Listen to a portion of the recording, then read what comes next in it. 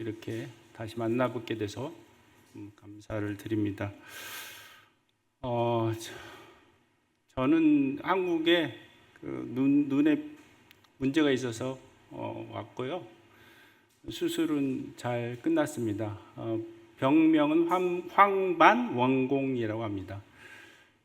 캄보디아에 있을 때 올해 초부터 눈이 침침하고 이상했어요. 근데 그냥 노안이려니 하다가 결정적인 건 저희 자매하고 이렇게 오토바이를 뒤에 태우고 가는데 앞에 오토바이 타고 가는 사람이 오토바이는 안 보이고 사람만 보이는 거예요.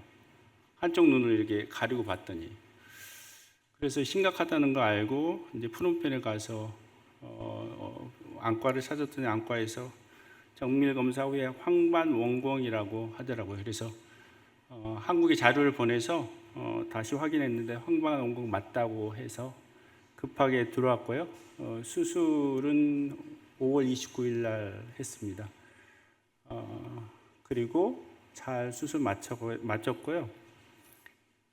황반원공이 뭐냐면 눈의 망막 부분에 황반이라는 중앙부에 황반이라는 게 있는데 그 황반에 구멍이 뚫린 거예요. 그래서 그냥 두면 실명이 되는 그런 일이 벌어집니다. 그래서 최악을 막기 위해서 수술을 하는 거거든요. 근데 시력이 보장되는 거 아니에요. 수술한다고 시력이 원상태로 회복되는 거 아닌데 어쨌든 주님이 그래도 생각보다 좋은 결과를 주셔서요. 지금 이제 한쪽으로 성도님들 보면 비교적 잘 보이는 편이고요. 그리고 기둥도 사실 이렇게 굽어 보였거든요. 이런 식으로 이렇게 제가 보였던 게 첫째 왼쪽 그림인데 위에 왼쪽 그림 그렇게 휘어 보였는데 지금은 이제 거의 똑바로 보이고 그래요. 그래서 되게 감사가 되고요. 저를 위해서 기도해 주신 분 참 많았습니다. 물론 서울 북북교회 성도님들도 제 소식을 아시고 기도해 주셔서 참 감사하고요. 7월 10일 날 제가 이제 3차 진료를 받는데 그때까지 눈에 지금 가스가 차 있거든요. 근데 3분의 1 좀 못 남은 것 같은데 가스가 완전히 빠질 수 있도록 기도해 주시기 바랍니다. 만일 10일까지 기다렸다가 10일 날 진료 받을 때 가스가 안 빠지면 또 눈에 칼을 대서 인위적으로 가스를 빼야 됩니다. 왜냐하면 가스가 있으면 비행기를 탈 수가 없어요. 그래서 가스가 자연적으로 어쨌든 빠져나갈 수 있도록 조금씩 빠져나가는데 어쨌든 주님이 그런 긍휼을 베풀어 주시길 기도해 주시기 바랍니다.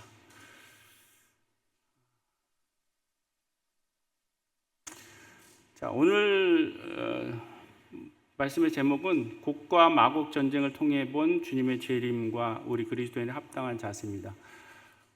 제가 1시간을 사용할 거거든요. 굉장히 빠른 속도로 갈 거니까 잘 따라오셔야 돼요. 자, 갑니다 지금. 요즘 전쟁이 많이 일어나고 있죠. 러시아와 우크라이나 전쟁도 있고 수단 내전, 이스라엘과 하마스 전쟁, 그리고 인도와 파키스탄 전쟁, 이스라엘과 이란 전쟁, 아프가니스탄과 파키스탄 전쟁, 그리고 최근에 일어났던 태국하고 캄보디아 전쟁이 있었습니다. 그리고 지금 진행 중인 미국과 이란 전쟁 지금 진행형이죠. MOU 맺어서 휴전협정이 됐대지만 언제 다시 재발할지 모릅니다. 이렇게 전쟁이 나고 세상이 시끄러우면 앞으로 우리는 어떻게 될 것인가 하며 걱정이 앞섭니다. 근데 전쟁과 전쟁이 날 것이라는 소문을 들을 때 주님께서 말씀하십니다. 두려워하지 말라. 마태복음 24장 6절로 8절에 그런 말씀이 있죠. 아직 끝은 아니라는 거예요.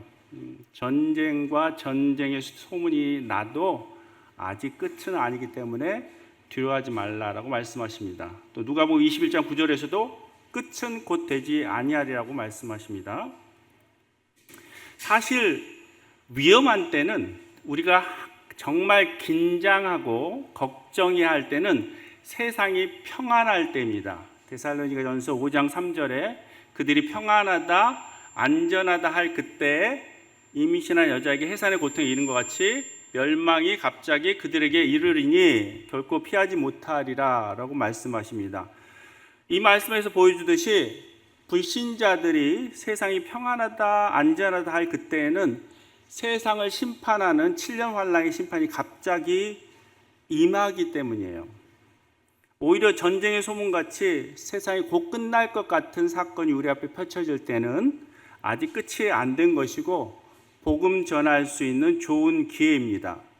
세상이 불안할 때야말로, 세상에 많은 문제들이 발생할 때야말로, 많은 사람이 죽어나가는 사건 사고들이 많이 일어나고 있을 때야말로 사람들의 마음이 낮아지고 복음이 그 사람들 가운데서 역사할 수 있는 가능성이 많아집니다. 그러므로 이 세상에 많은 전쟁과 전쟁의 소문이 있는 지금이야말로 중국이 대만을 치는 일이 일어날 것이고 북한이 우리나라를 도발하는 일이 일어날 것이라는 소문이 들릴 때야말로 우리가 하나님의 나라와 의를 확장하기 위해서 큰 열심을 내야 할 때인 것입니다.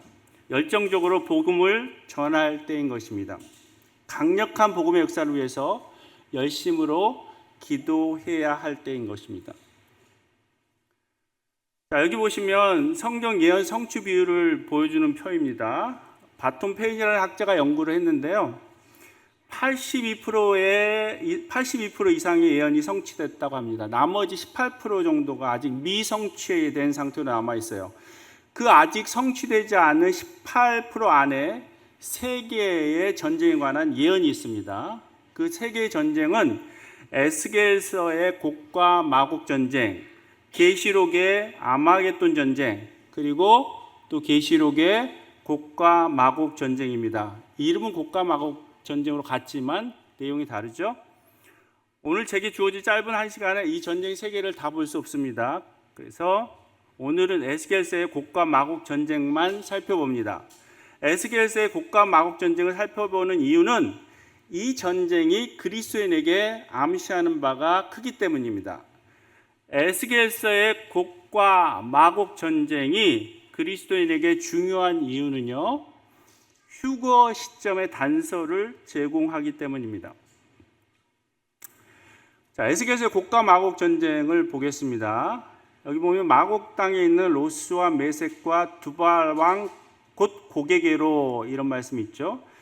여기서 메섹은 모스크바라고 해석하고요, 두발은 두볼스크라고 러시아 땅입니다. 그리고 로스라는 말은 러시아라고 언학자들이 해석하기도 하는데, 또는 우두머리 최고 통치자라고 해석하기도 합니다. 그래서 마곡 땅에 있는 로스와 메섹과 두바랑 곡, 이 말은 곧 마곡 땅의 왕, 곧 메섹과 두발의 최고 통치자로 해석하면 무난합니다. 자, 아까 말씀드렸죠. 모스코라고 보이시죠? 그 다음에 두볼스크라고 해서 또 다른 지명이 보이시죠? 위에 두 개의, 여기 지도 안에 있는 두 개의 지명이 다 러시아 땅입니다. 그리고 이거는 비행사가 쓰는 항공기 지도라고 해요. 이 지도에도 러시아를 마곡으로 표현하고 있어요. 지금도 쓰이는 항공기 지도입니다. 자, 여기 보면 에스겔 38장 5절 6절에 보면 러시아가 이스라엘을 칠 때 혼자 치는 것이 아니라고 말합니다. 러시아와 함께하는 나라들이 있죠. 그 나라가 뭡니까? 바사와 구스와 북과 고멜과 도갈마 족속입니다. 하나하나 살펴볼게요. 바사는 이란을 말합니다. 이란은 고대 페르시아라고 불렀습니다. 바사, 페르시아 똑같은 말입니다. 이 기사는 러시아 우크라이나 전쟁 때 이란이 러시아를 도왔다는 기사입니다. 기사 둘 다 뭐냐면 이란이 러시아와 친하다, 이걸 보여줘요. 구스라는 단어 보이죠? 구스는 어느 나라입니까? 구스는 에티오피아입니다. 그리고 에티오피아도 친러 국가입니다. 러시아와 친하죠. 이 두 기사는 전부 다 에티오피아가 친러 국가임을 보여줍니다. 붓은 뭡니까? 붓은 어느 나라를 뜻하죠? 붓은 리비아를 뜻합니다. 리비아.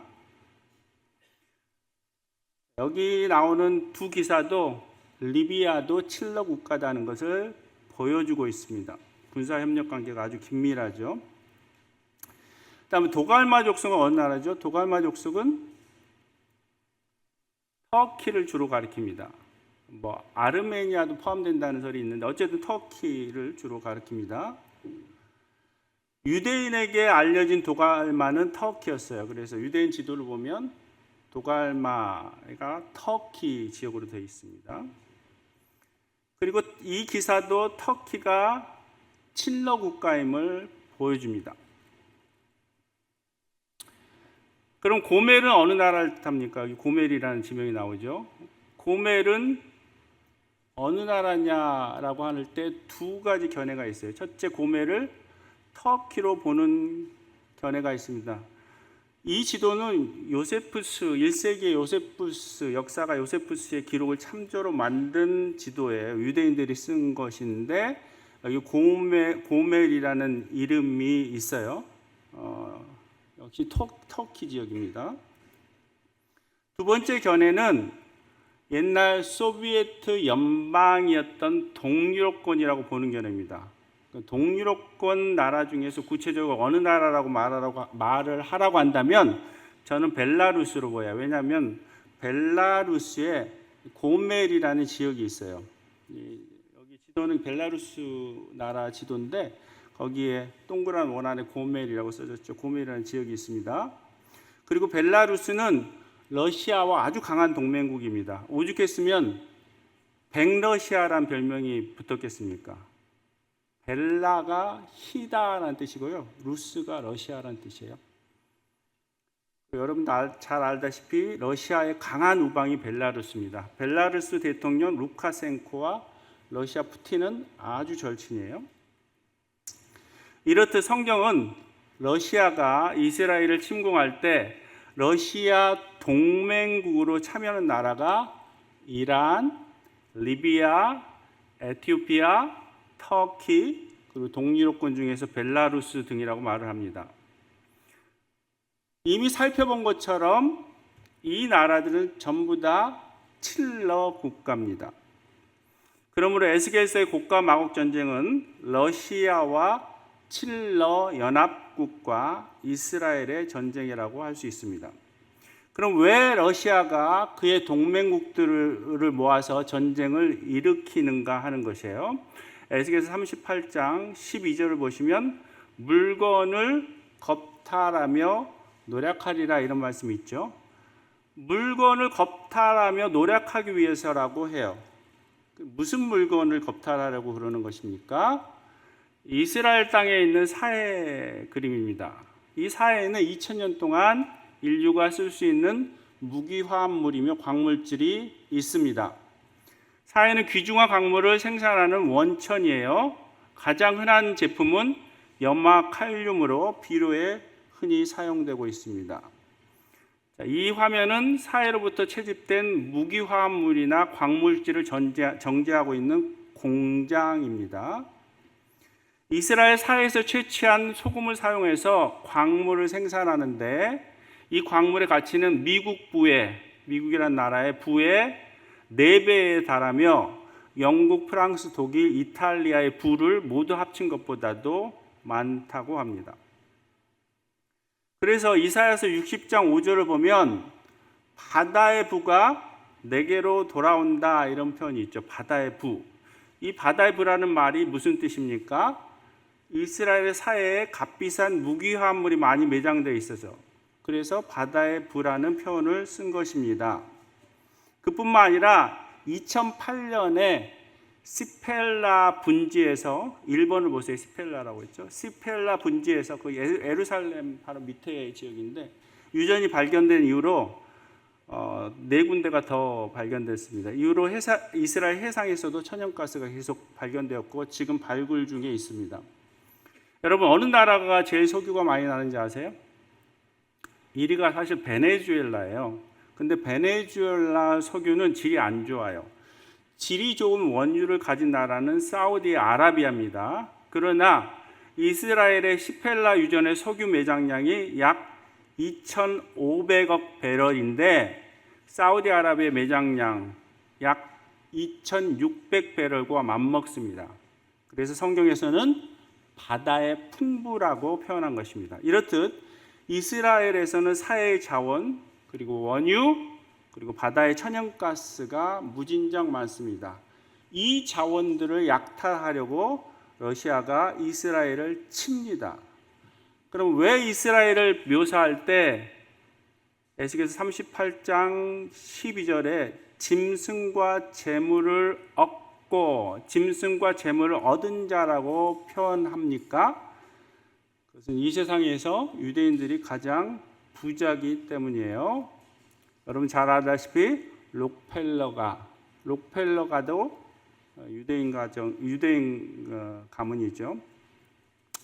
미국의 그 금융을 꽉 잡고 있는 그런 사람입니다. 동그라미 안에 있는 사람은 데이비드 록펠러인데 은행의 황제라는 그런 별명이 있어요. 미국의 록펠러 가문이 있다면 유럽에는 뭐가 있냐면 로스차일드 가문이 있어요. 로스차일드 가문은 18세기 후반에 마이어 암셀 로스차일드를 시작으로 세계에서 가장 부유하고 영향력 있는 은행 가문 중 하나를 세운 유럽 유대인 가문입니다. JP 모건이나 골드만삭스 그런 굵직굵직한 회사의 대주주로 알려져 있어요. 그다음에 요거는 포비스 이스라엘이라는 웹사이트인데 순자산 총액 1조 7천억 달러에 달하는 267명의 억만장자를 공개했습니다. 그 중에 여러분들이 잘 아는 페이스북의 창시자 마크 저커버그가 있습니다. 순위가 좀 밀렸어요.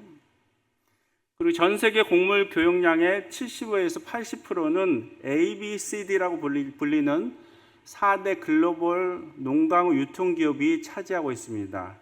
앞자만 따서 A, B, C, 그다음에 D. D는 루이 드레피스라고 하는데 여기 곡물 메이저 회사 4개 중에서 3개가 유대인 소유입니다. 그리고 요거는요 엔트워프라고 하는 벨기에에 있는 유대인 거주지예요. 여기가 유명한 게 다이아몬드입니다. 전 세계 원석 다이아몬드의 85%를 여기서 다루고 있습니다. 어쨌든 세계에서 가장 부유한 민족이 유대인이고, 그래서 에스겔서 38장은 이스라엘 민족을 짐승과 재물을 얻은 자다 이렇게 표현하고 있습니다. 이제 에스겔서 38장의 곡과 마곡 전쟁이 발발하는 시점이 7년 환란 바로 직전이라고 말할 수 있는 근거를 댈게요. 계시록 11장 1절에 1절로 5절을 보면 1절 보면 하나님의 성전이 보이죠. 계시록 6장부터 19장까지가 7년 환란기를 다루는 장이죠. 그러니까 여기 11장도 7년 환란기를 다루고 있습니다. 특별히 이스라엘 예루살렘 땅에서 하나님의 말씀을 증거하는 두 증인에 대해서 기록하고 있습니다.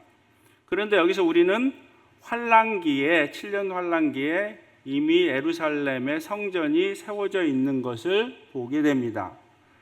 근데 현재는 어떠냐면요. 현재는 알 아크샤 사원이라고 이슬람 성전이 세워져 있어요. 약간의 성전에 관한 역사를 말씀드리면요. 솔로몬 왕이 솔로몬 성전을 세웠죠. 이게 제1성전이에요. 기원전 722년 아수르에서 북왕국 이스라엘이 멸망하고 기원전 586년에 바빌로니아에 의해서 남왕국 유다가 멸망합니다. 이때 솔로몬 성전이 파괴돼요. 기원전 538년 페르시아에 의해서 바벨론이 멸망하게 되고요. 그때 페르시아 고레스 왕에 의해서 예루살렘으로 돌아가라는 명령이 반포됩니다.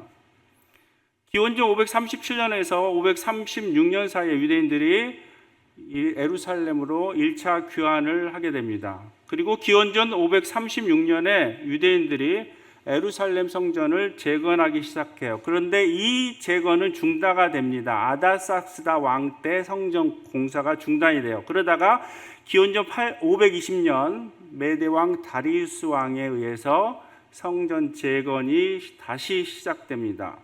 그래서 기원전 516년에 성전 재건이 완료돼요. 이른바 이것이 수룹바벨 성전 제2성전입니다. 그리고 이제 헤롯 성전이라는 게 있어요. 헤롯 왕 때 기원전 20년에 헤롯 왕이 유대인의 환심을 사기 위해서 예루살렘 성전을 보수하게 됩니다. 이건 보수한 것이지 새로 지은 것이 아닙니다. 63년에 기원은 63년에 보수 공사가 완료되는데 이게 이른바 헤롯 성전입니다. 그러나 로마 티토 장군이 이끄는 로마 제국 군대 침략으로 예루살렘 성이 함락되고 성전은 파괴되고 유대인들은 세계로 흩어지게 됩니다. 그러다가 기원 후 688년에 이슬람 세력들이 예루살렘을 점령하게 되고요. 서기 705년경에 왈리드 1세에 의해서 아크샤 아까 본 그 이슬람 사원이 예루살렘에 세워지게 됩니다. 그러다가 무려 2000년 동안 나라 없이 세계에 흩어졌던 유대인들이 1948년 5월 14일에 독립을 선포하고 이스라엘이라는 나라를 건국하게 됩니다.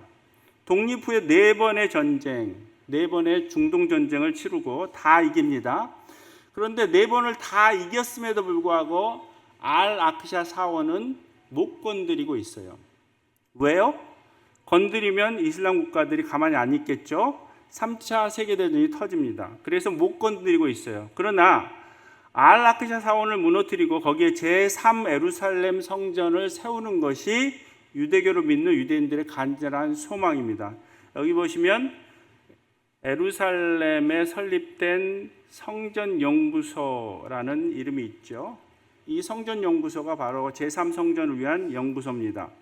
준비를 많이 했어요. 그리고 심지어 제3성전 제사에 필요한 붉은 암소도 이미 준비되어 있습니다. 텍사스에서 수입해서 이스라엘에 도착했다는 보도입니다. 제 말의 요지는 이렇습니다. 예루살렘에 유대교 성전을 재건하려면 한 가지 조건이 충족되어야 하는데 그것은 이 아크샤 이슬람 사원이 철거되거나 파괴되어야 합니다. 만약 이스라엘이 이슬람 사원을 철거하거나 파괴한다면 아까 말씀드렸듯이 모든 이슬람 국가들이 분노해서 3차 세계대전이 일어날 것입니다. 그래서 이스라엘도 이것을 하는데 엄두를 못 내고 있어요. 따라서 자연스러운 결론은 이슬람 이 사원은 자연재해로 파괴되어야 합니다. 그런데 에스겔서 38장에 우리가 그런 기록을 볼 수가 있어요. 지진이 일어나요. 38장 19절 보세요.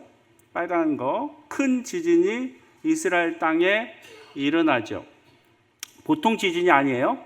뭐라고 말하고 있습니까? 모든 산이 무너진다 그랬죠. 절벽이 떨어지죠. 모든 성벽이 땅에 무너지는 큰 지진입니다. 그냥 지진이 아니에요.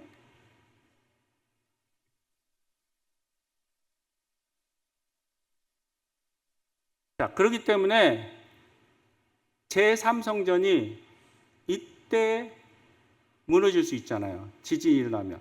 만일 러시아가 이스라엘을 치기 전에 제3성전이 세워졌다면 이때 파괴되겠죠. 파괴되면 적그리스도가 성전에 앉는 것이 가능하겠어요? 안 가능하겠어요? 가능 못하죠? 그러니까 제3성전은 언제 세워진다? 이 에스겔서에 나오는 곡과 마곡 전쟁 이후에 제3성전이 세워질 거라는 거죠. 또한 에스겔서 38장에 나오는 곡과 마곡 전쟁이 일어나려면 다음 두 가지 조건이 충족되어야 합니다. 첫째는 이스라엘은 평화롭고 안전한 상태에 있어야 해요. 왜냐하면 에스겔서 38장 11절, 12절에서 성벽도 없고 문이나 빗장이 없어도 염려 없이 다 평안히 거주하는 백성, 이게 이스라엘이에요. 이스라엘 백성들이 성벽도 없고 문이나 빗장도 없대요. 염려 없이 다 평안히 거주한대요. 그러니까 러시아 동맹국들이 이스라엘 공격할 당시 이스라엘이 평화롭고 안전한 상태에 있어야 합니다. 그런데 지금 이스라엘 상태는 어떠합니까? 이스라엘 국민들이 다 평안히 안주하고 있어요? 노상 전쟁이 일어나고 있죠. 평안한 상태가 아니라 언제 죽을지 모르는 극도로 위험한 상태예요. 에스겔서 38장 11절에는 문이나 빗장이 없이 거한다고 했는데 지금은 철통 같은 성벽이 있어요. 이건 실제 성벽입니다. 또한 이스라엘 주변국들이 호시탐탐 이스라엘을 노리고 있습니다. 레바논의 헤즈볼라, 시리아의 HTS, 요르단의 이슬람주의 정당인 IAFP, 그 다음에 가자 지구의 하마스, 이스라엘을 적으로 규정하는 이집트, 이 모든 이스라엘의 주변국이 이스라엘의 적이며 이스라엘을 위협하고 있죠. 지금 이스라엘은 레바논의 헤즈볼라와 전쟁 중입니다. 헤즈볼라는 시아파 이슬람주의 정당이자 무장단체예요. 이스라엘의 폭격으로 숨진 헤즈볼라의 수장들입니다. 또한 이스라엘 모사드가 헤즈볼라 중경 간부를 초토화시킨 일이 있었어요. 헤즈볼라 중경 간부들 위치가 추적되는 핸드폰 사용을 금지시키고 연락을 위해서 문자로만 주고받을 수 있는 삐삐를 소지하게 했어요. 옛날 삐삐 아시죠? 그 삐삐를 소지하게 했는데 문자를 확인하는 순간 자동으로 폭파해서 중견 간부들이 다 죽었어요. 누군가가 주문한 삐삐 속에다 폭탄을 설치한 거예요. 인위적으로 가능하겠습니까? 또한 이스라엘은 가자 지구의 하마스 전쟁 중에 있습니다. 하마스의 테러가 있죠? 2023년 10월에 그런 일이 있었습니다. 국경지대를 침투해서 하마스가 테러를 자행했습니다. 패러글라이더까지 동원됐죠. 이 하마스 테러로 이스라엘군 최소 22명이 사망했고요. 또 200명에서 250명의 이스라엘 사람들이 하마스에게 인질로 잡히게 됩니다. 하마스는 누구죠? 하마스는 팔레스타인 자치령의 가자 지구에서 팔레스타인 정부 역할을 하는 순위파 이슬람주의 정치 군사 조직입니다. 이 기사는 하마스의 1인자 하니에의 아들 3명이 공습으로 사망했다는 것을 보도한 기사예요. 그뿐만 아니라 2024년 7월 31일 하니에 자신도 이란 수도에서 이스라엘 요원에게 암살당했습니다. 가자 지구 폭격 한 달 만에 도시 최소 25%가 파손되었습니다. 이스라엘과 하마스 전쟁이 700일 정도 지난 시점에서 이스라엘군이 가자 지구 40%를 점령하였다는 기사입니다. 2025년 여러 차례 이스라엘이 시리아의 다마스커스를 공격했어요. 그리고 예멘의 후티 반군도 지금 이스라엘에게 위협이 되는데 이스라엘이 예멘 공습을 했죠. 그래서 후티 반군 총리가 사망하게 됩니다. 제가 지금 무슨 말씀을 드렸냐면 이스라엘 주변국들하고 이스라엘하고 지금 싸움을 이렇게 하고 있다는 말씀을 드렸어요. 그런데 레바논의 헤즈볼라, 가자 지구의 하마스, 시리아의 반군, 예멘의 후티 반군 등의 배후가 누구냐면 이란이에요. 이란. 모든 사건의 원흉은 이란입니다. 근데 시편 83편을 보면 83편 4절을 보면 이런 말씀이 있죠. 말하기를 가서 그들을 멸하여 다시 나라가 되지 못하게 하여 이스라엘의 이름으로 다시는 기억되지 못하게 하자 하나이다. 이런 말을 누가 했죠? 이스라엘의 원수들이 했어요. 이스라엘 대적하는 동맹국들이 한 말이에요. 그런데 이 말을 실제로 한 사람이 있어요. 누구냐면 이란 대통령인데 마무드 아흐마드 네자드라고 이 사람입니다. 이 사람이 실제로 이스라엘을 지도에서 지워버려야 한다라고 말을 했어요. 2005년도에. 그러니까 이란이 이스라엘의 주변국들을 다 조종하고 있는 거예요. 그 이스라엘 주변국들의, 이스라엘의 원수들의 그 배후에는 뭐가 있다? 이란이 있다는 거죠. 그러니까 에스겔서 38장 11절처럼 이스라엘이 성벽도 없고 문이나 빗장이 없어도 염려 없이 다 평안히 거주하는 백성이 되려면, 곧 이스라엘의 평화가 오려면 이스라엘 최대 적국인 이란의 세력이 약화돼야 하죠. 그리고 양국이 평화조약에 합의할 수 있어야 돼요. 자, 현재까지 이란의 군사력을 약화시키는 일이 어떻게 진행되었는지를 보겠습니다. 2025년 6월 13일에 이스라엘은 라이징 라이온 작전이라는 작전명으로 이란 전역 12곳의 목표를 공격했습니다. 이란에 대한 최대 규모의 공격이었어요. 이 공습으로 죽은 이란의 수뇌부들이에요. 이스라엘과 이란의 전쟁은 다시 확장돼서 미국과 이란 전쟁으로 확장되었습니다. 지금 하고 있죠.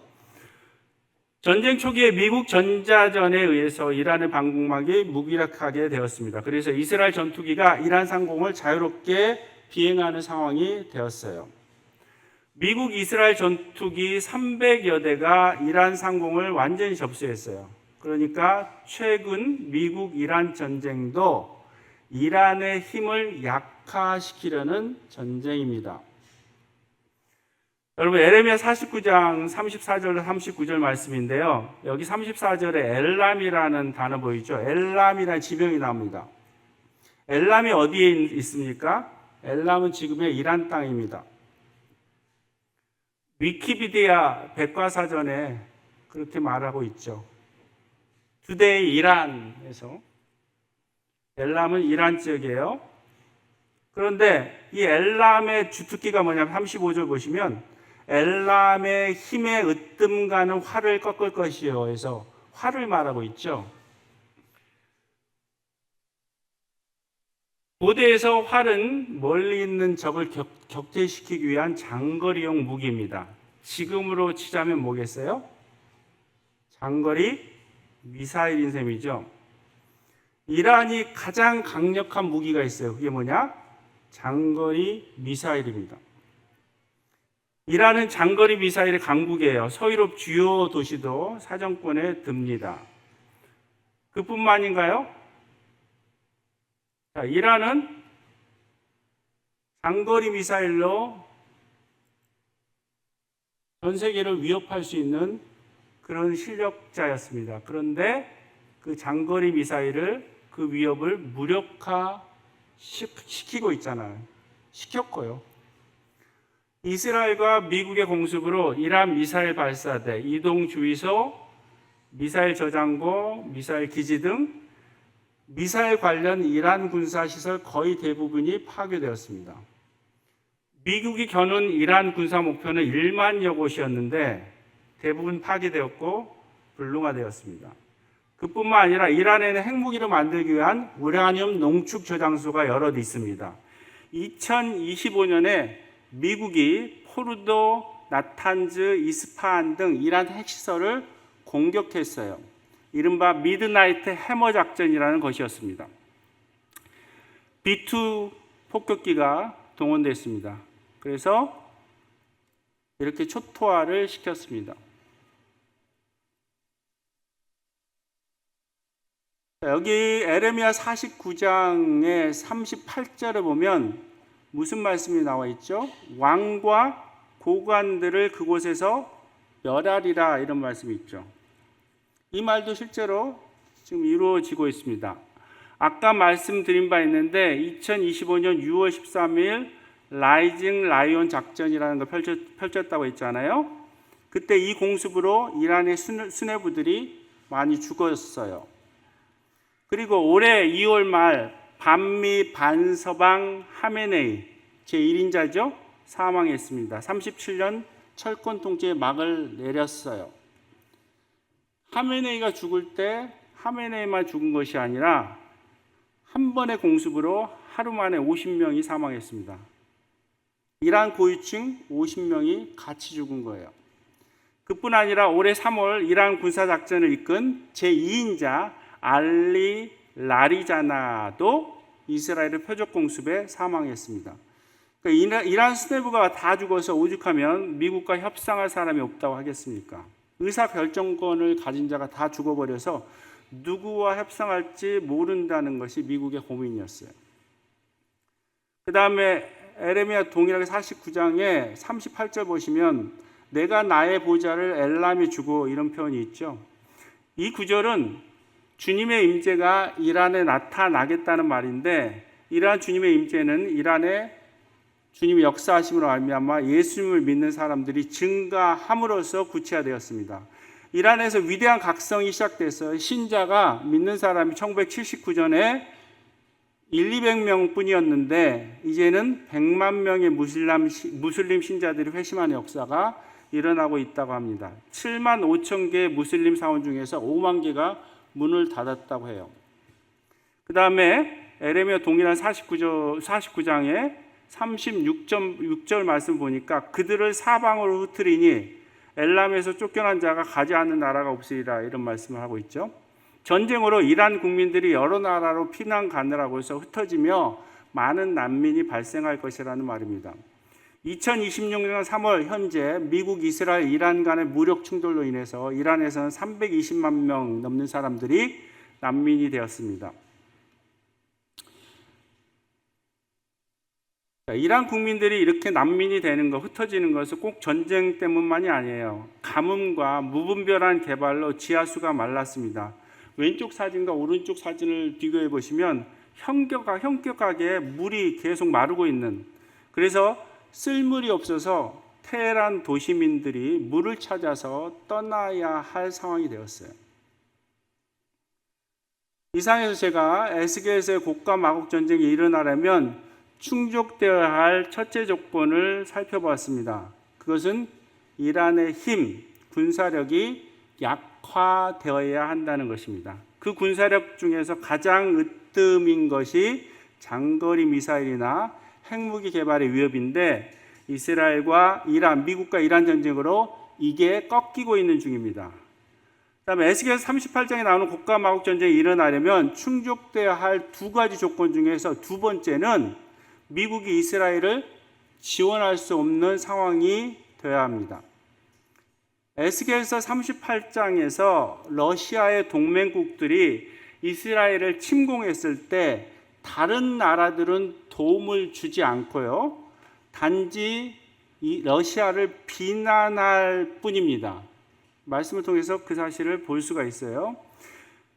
그런데 이스라엘이 위험할 때마다 항상 미국이 도왔는데 왜 이때에는 미국이 개입하지 않는가 하는 것이죠. 앞으로 이제 될 미래의 사건이니까. 에스겔 38장에서 미국이 개입하는 정황을 살펴볼 수가 없어요. 좀 더 구체적으로 살펴볼게요. 러시아가 침공했을 때, 이스라엘 침공했을 때 러시아를 꾸짖는 나라들이 나옵니다. 누구입니까? 스바, 드단, 다시스의 상인, 그 부자들이라고 나와 있죠. 러시아를 책망하는 나라들의 이름이 나와요. 근데 여기서 스바와 드단은 어느 나라입니까? 드단은 지금의 사우디아라비아고요. 스바는 지금의 예멘이에요. 챗GPT도 스바와 드단은 주로 사우디아라비아 및 아라비아 반도 일대라고 말해줍니다. 다시스는 어느 나라입니까? 다시스는 페니키아인들이 해상 무역을 통해서 상품을 교역했던 서부 지중해 도시 또는 지역을 가리키는데 스페인과 포르투갈이라고 말한다는 견해가 있어요. 이게 첫 번째 견해입니다. 또 다른 견해는 오른쪽 보시면 영국이 보이죠? 영국이라고 하는 견해도 있습니다. 왜냐하면 페니키아 상인이 무역 해상로를 따라서 영국에 있는 콘월 지역이라는 지역에까지 가서 무역했다는 기록이 있기 때문입니다. 자, 어쨌든 여기 부자라는 말이 또 보이죠. 그 부자들은 어느 나라입니까?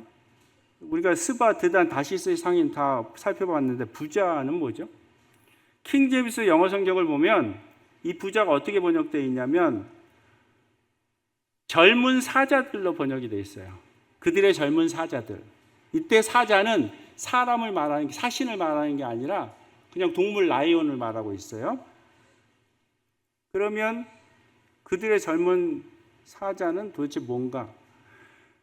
여기 보면 사자 문양이 보이는데 네 마리가 보이죠. 네 마리의 사자 문양이 있어요. 잉글랜드 왕실 문장입니다. 역사적으로 잉글랜드 왕국의 군주들이 권력의 상징으로 사용했던 문장이에요. 자, 근데 이 문장을 지금 사용하는 나라가 있죠. 챗 GPT에게 물어보았어요. 국장에 잉글랜드 왕실 문장 세 마리의 사자가 있는 게 어떤 나라냐 했더니 왕실 문장을 그대로 사용하는 나라는 뭐 영국이니까 영국 그다음 캐나다, 영국과 캐나다, 그리고 영국 왕실 문장을 조금 고쳐 사용하는 나라가 호주와 뉴질랜드라고 합니다. 그래서 다시스를 많이 영국으로 본다면 다시스의 사자들은 영국 국장처럼 국기에 사자가 그려져 있는 나라들로서 한때 영국 엘리자베스 여왕의 통치를 받았던 나라들, 곧 캐나다, 호주, 뉴질랜드 등이다라고 말을 할 수가 있습니다. 역사적으로 볼 때 이스라엘이 위급할 때는 항상 미국은 적극적으로 개입해서 이스라엘을 도왔어요. 여러분 아까 중동 전쟁이 4번 있었다고 했잖아요. 그 4번 전부 다 미국이 이스라엘을 도왔습니다. 사실 이스라엘이 독립할 때 1948년 5월 14일 독립할 때 11분 만에 이스라엘을 사실상 국가로 승인한 나라도 미국이에요. 그런데 왜 러시아가 그의 동맹국과 함께 무방비 상태에 있는 이스라엘을 쳐들어오는데 미국이 이스라엘에 개입을 안 할 수 있는가? 왜 안 할까 하는 것이에요. 여러분 잘 아다시피 휴거가 있죠. 휴거가 뭡니까? 신자들이, 믿는 사람들이 구름 속으로 들려 올라가 공중에서 주님을 만나는 사건이죠. 공중으로 내려오신 예수 그리스도를 신자들이 영접하는 사건입니다.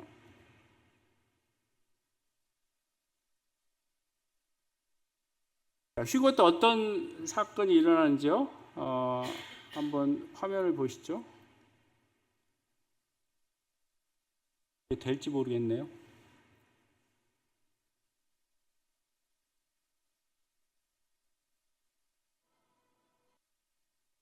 안 되네요.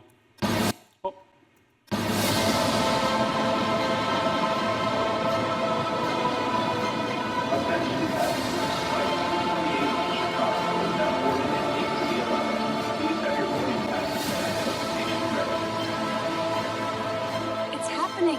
Yes! Oh, Lord, yes! Thank you!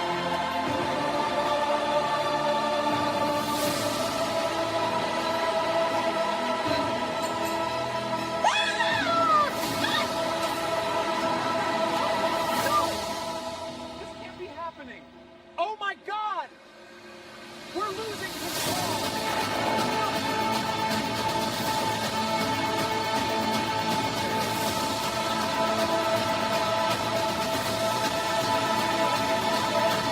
Sarah! Answer me, Sarah? Oh God! Oh no, Sarah! Where's Miss Johnson? Look at this alert. We're receiving reports from every continent. Authorities have no explanation for what we're seeing. Millions, possibly billions, have vanished. This is unprecedented in human history. We will continue to bring you verified. 비행기 파일럿이 그리스도인 믿는 사람이에요. 근데 갑자기 휴거됐어요. 그 비행기 어떻게 될까요? 추락한단 말이죠. 이런 사건 사고가 굉장히 많이 일어날 거예요. 근데 이제 통계적으로 봤을 때 그래도 크리스찬이 많은 나라는 뭐니 해도 미국이잖아요. 미국에서 저런 아비규환이 벌어진다, 저런 사건들이 뭐 정부가 해결할 수 없을 정도로 벌어진다 할 때 그걸 해결하려고 러시아가 이스라엘을 침공해도 손쓸 겨를이 없는 거예요.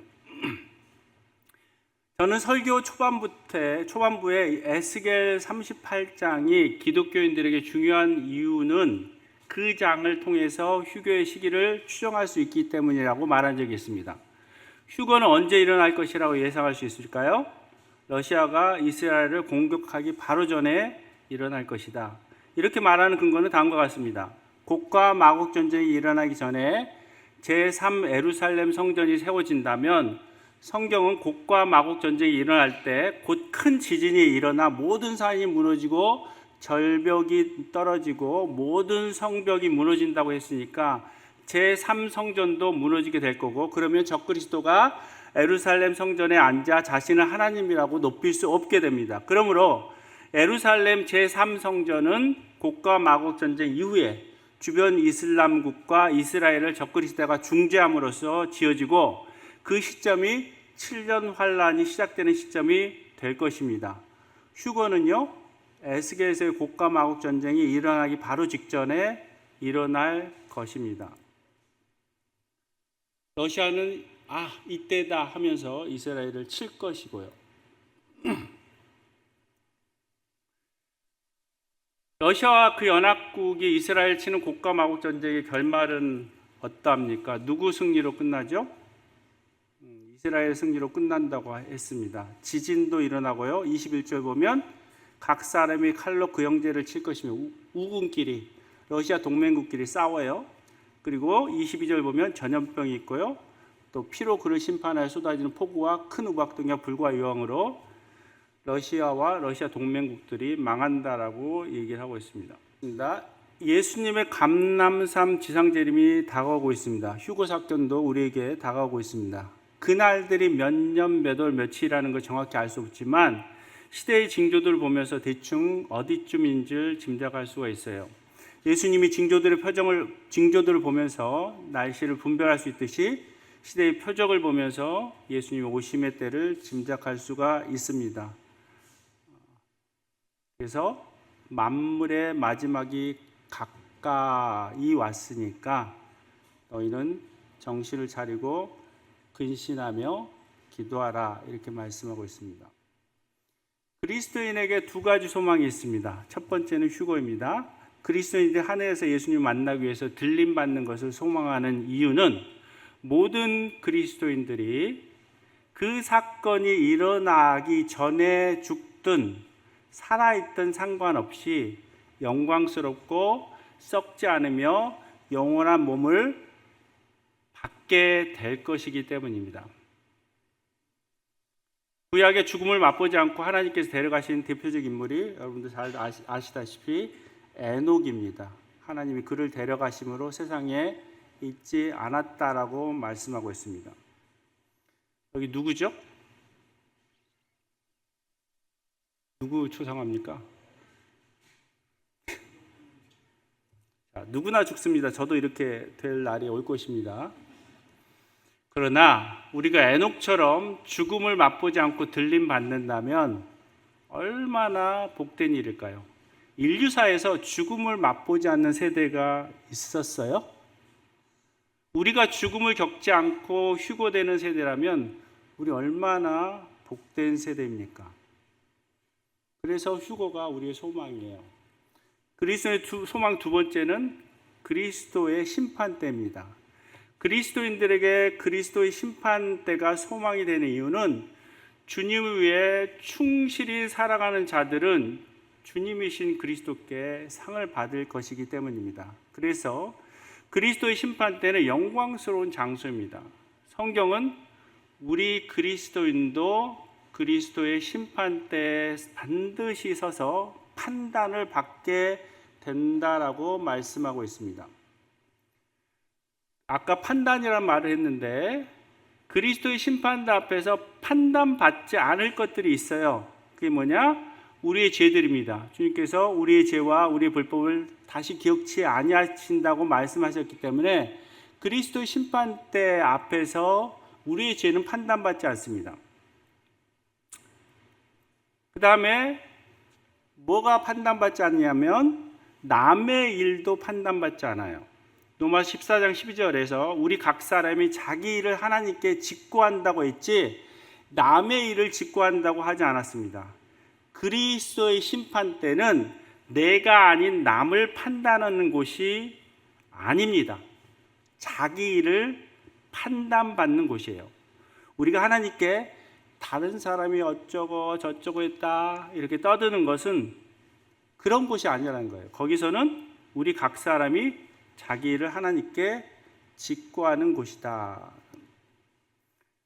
그럼 심판대 앞에서, 그리스도의 심판대 앞에서 판단받는 것들은 뭐죠? 첫째, 나의 행위들입니다. 내가 행한 것들이 판단받습니다. 그 몸으로 행한 것을 따라 판단하시고 그 행한 대로 보상하십니다. 주님은 각 사람의 행위대로 판단하세요. 우리의 외모나 우리가 얼마나 재산이 많은지, 세상에서 얼마나 출세했는지를 보시는 게 아닙니다. 행위를 보십니다. 그리고 행한 대로 갚아주십니다. 그리스도의 심판대 앞에서 판단받을 두 번째는요, 나의 말들입니다.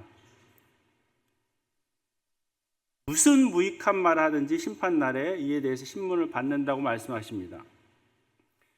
내가 아무 말이나 마구해서 책망받을 수도 있지만 내가 한 말로 인해서 옳다 인정함을 받을 수도 있습니다. 말 조심해야 되겠죠? 그리스도의 심판대에서 판단받는 것들, 제가 나의 행위와 나의 말들이라고 했습니다. 이 말을 오해하지 마시기 바랍니다. 행위로 구원받는다는 말이 아닙니다. 행위로는 어느 누구도 결코 구원받지 못합니다. 그러나 구원받은 성도 역시 행위에 따라 판단을 받습니다. 그냥 나오는 대로 했던 말들, 무슨 일이든 주님께 전혀 묻지 않고 기도 없이 내 마음대로 결정한 행위, 그저 보고 싶은 대로 보고 하고 싶은 대로 하면서 내 마음대로 했던 행동들이 다 판단받아요. 예수 그리스도의 심판대에서 판단받는 것 세 번째는 하나님과 이웃을 사랑했는가입니다. 전도서는 사람의 본분이 하나님의 계명을 지키는 것이라고 합니다. 그럼 하나님의 계명이 무엇입니까? 마가복음 12장 29절 31절은 첫째는 하나님을 사랑하는 것, 둘째는 이웃을 사랑하는 것이라고 합니다. 자, 먼저 하나님을 사랑하는 것에 대해서 말해보겠습니다. 고린도서 8장 3절은 하나님을 사랑하면 그 사람은 하나님도 알아주신다라고 했죠. 다음으로 고린도전서 16장 22절로 23절을 보세요. 우리 이 말씀을 되게 좋아합니다. 24절을 보시면 나의 사랑이 그리스도 예수 안에서 너희 무리와 함께 할지어다. 이 말은 축도할 때 교파에 쓰는 말씀이니까 얼마나 듣기 좋겠어요. 읽으면서 위로를 받습니다. 근데요, 22절 말씀이 있어요. 22절은 사람들이 주의를 안 하죠. 22절 한번 읽어볼까요? 만일 누구든지 주를 사랑하지 아니하면 저주를 받을지어다. 우리 주여 오시옵소서.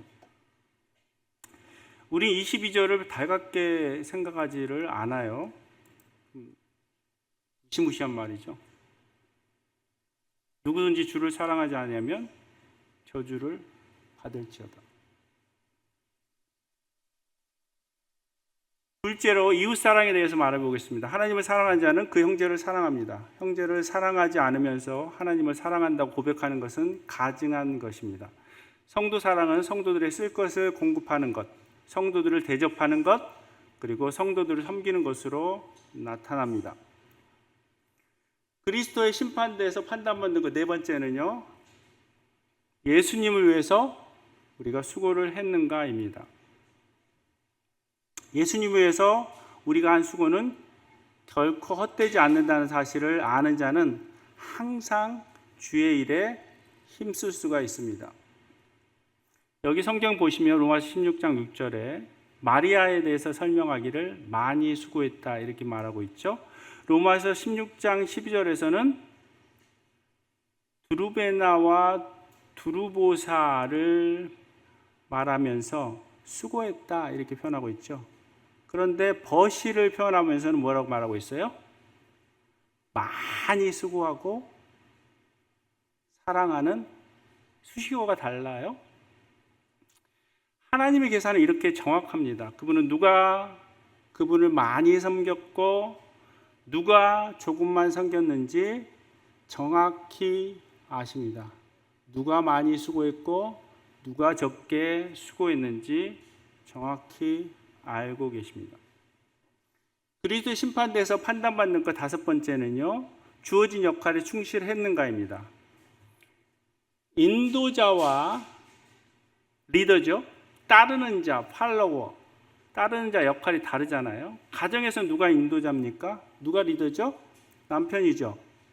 누가 따르는 자입니까? 아내죠. 각각의 역할이 다르잖아요. 아내이면 성경대로 남편에게 복종할 수 있어야 하고, 남편이면 그리스도께서 교회를 사랑하듯이 아내를 사랑해야 합니다. 그런데 부부싸움 하면 이 말씀 바뀌죠. 남편은 너 왜 순종 안 해? 아내는 왜 나를 사랑하지 않아? 그리스도께서 교회를 사랑하듯이 이렇게 얘기를 하잖아요. 주님은 그렇게 말씀하시지 않았어요. 각각의 역할이 다르고 그 역할에 맞게 행동할 것을 말씀하십니다. 부모와 자녀 중에서는 어땠어요? 누가 인도자죠? 부모입니다. 누가 따르는 자입니까? 자녀입니다. 그래서 자녀이면 부모에게 복종할 수 있어야 하고, 아버지이면 자녀를 성경대로 적절히 가르칠 수 있어야 합니다. 직장에서는 누가 인도자죠? 사장이죠.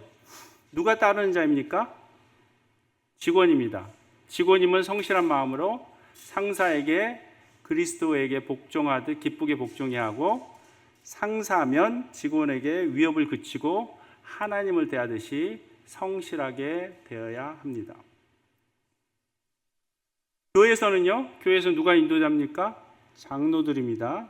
누가 따르는 자죠? 성도들입니다. 성도이면 교회 인도자들에게 순종하고 복종하면서 그들을 존경할 자로 귀히 여기고 그들의 믿음을 따라야 합니다. 특히 말씀과 가르침에 수고하는 자들에게는 더욱 귀히 여길 줄을 알아야 해요. 인도자들은 어떻죠? 교회 인도자이면 회개 보고할 자 같이 성도들을 위해서 수고하고 감독하고 훈계하며 성도들을 잘 돌봐야 합니다. 이렇게 그리스도의 심판대에서는 우리 각자는 남의 일에 관하여 판단받지 않습니다. 우리 각자는 자기 자리에서 자기가 부여받은 역할에 충실했는가를 판단받습니다. 그리스도의 심판대에서 판단받는 것 여섯 번째는요, 복음 전도에 힘썼는 겁니다. 고린도서 9장 23절 24절을 보시면 이런 사실을 알 수가 있습니다. 사도 바울은 복음을 위한 일이라면 모든 일을 했어요. 상을 받기 위해서 힘써 달렸습니다. 그 다음에 그리스도의 심판대에서 판단받는 것 아홉 번째는요, 이 땅에서 보응이 있었는가입니다. 이 땅에서 무엇인가 받기를 바라고 남에게 선행을 베푸는 것은, 자비를 베푸는 것은 하늘에서 보상이 없어요. 다른 사람의 칭찬이든 보상이든 이 땅에서 이미 받았기 때문입니다. 그러므로 사람에게 보이려고 칭찬을 받으려고 또 사람의 영광을 받으려고 하는 행동은 하늘에 계신 하나님이 보상 안 하십니다. 제가 참 안타깝게 생각하는 건, 그리스도인들이 어쨌든 주님을 위해서 수고를 했는데 그 수고를요 다 그냥 나발불고 다니면서 그냥 상급이 없게 스스로를 만들어요.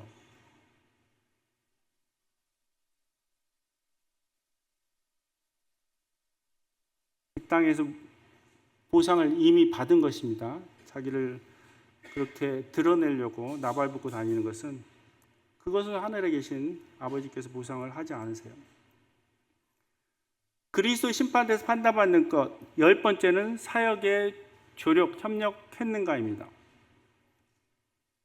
마태복음 10장 40절로 42절 말씀, 이 말씀은 복음 전하는 자를 돕는 자가 상을 잊지 않을 것이다라는 걸 말씀합니다. 아주 작은 자 중 하나에게 냉수 한 것이라도 주는 자가 결단코 상을 잊지 않을 것을 말씀합니다. 히브리서 10장 33절로 35절 말씀은요, 너희가 갇힌 자를 동정하고 너희 소유를 빼앗는 것도 기쁘게 당한 것은 더 낫고 영구한 소유가 있는 줄을 알미라, 이렇게 말씀하고 있는데, 초대교회 때는 예수 믿는다고 해서 감옥만 간 것이 아니라 자기의 소유물을 다 뺏겼어요. 그런데 내가 그 사람을 긍휼히 여기고 다시 감옥을 찾아가서 그 사람을 돌본다는 것은, 그러다가 자기가 예수 믿는다는 게 들통나면 자기도 동일하게 감옥에 갇힐 뿐만 아니라 자기가 가진 소유물을 다 빼앗김에도 불구하고 그렇게 한 거예요. 그거는 사도 바울의 사역에 자기가 동참하기 때문에 상을 받게 될 것이라는 걸 확신하고 있었기 때문에 그렇게 한 것입니다. 자, 정리를 하겠습니다. 그리스도 심판대에서 판단받는 것들이 있어요. 10가지 제가 말씀드렸죠. 오해가 있어요. 크리스찬이 심판받지 않는다는 오해입니다. 그러나 크리스찬들은 지옥 가기 위한 심판은 안 받지만 우리 믿는 사람들도 그리스도의 심판대 앞에서 판단받습니다. 두 번째 오해는 천국 가면 다 똑같이 대우받는다 하는 것인데, 천국에서는 평등하다는 오해인데 그렇지 않습니다. 천국에서 받을 상과 영광의 차등이 있습니다. 천국에서 우리가 입게 될 영적인 몸의 영광이 다릅니다. 해와 달, 별과 별의 영광이 다르듯이 우리가 입게 될 영화로운 몸, 그 영화로운 몸, 신령한 몸의 영광도 다릅니다. 천국에서는 부끄러운 구원을 받게 될 자도 있어요. 불로써 우리의 공적을 시험하게 되는데, 우리가 한 일 중에서 하나님께 유익했던 일은 그 공력이 타지 않고 그대로 남게 되지만 하나님께 무익했던 일은 다 타게 됩니다. 부끄러운 구원이라는 거, 불 가운데서 구원을 받은 것 같으라는 표현은 이런 겁니다. 이건 실제로 일어났던 사건이에요. 대중목욕탕 여탕에 불이 났어요. 여자들이 옷도 못 입고 불 속에서 빠져나오려 정신이 없었습니다. 그들은 구치름을 받았지만 옷도 입지 못한 채 알몸으로 나왔기 때문에 부끄러움을 당했습니다. 구원도 마찬가지예요. 어떤 이는 여자들처럼 구원은 받았지만 그리스도의 심판대 앞에서 부끄러움을 당할 것입니다. 여러분에게는 그리스도의 심판대가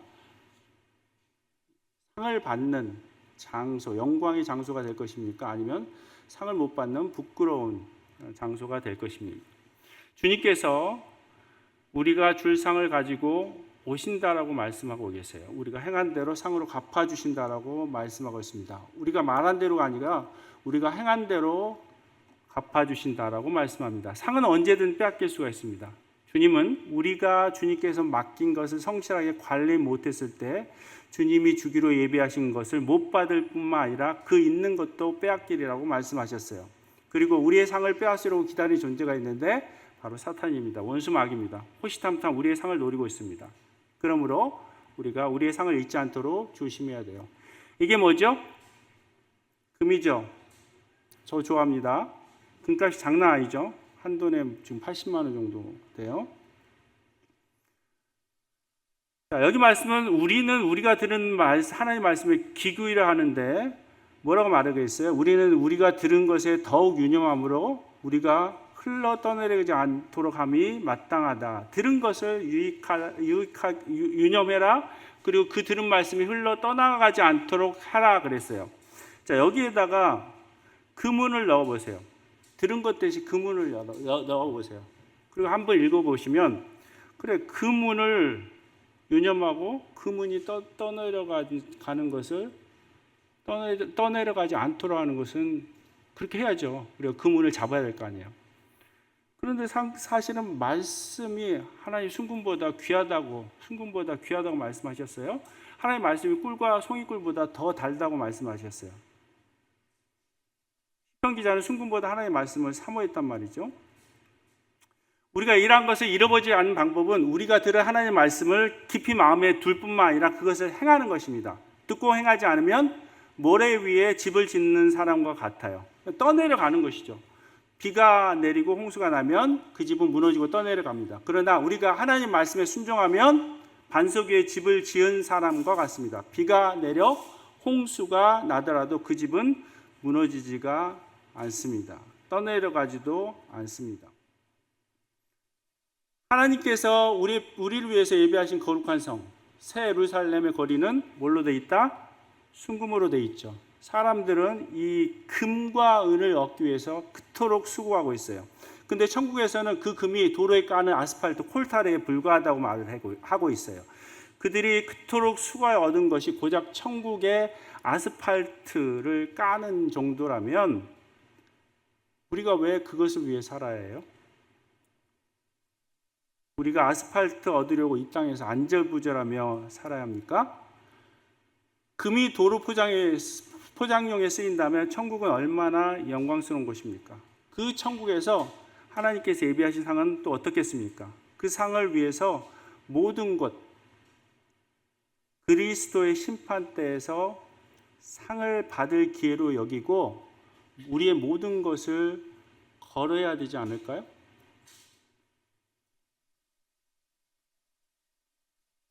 결론입니다.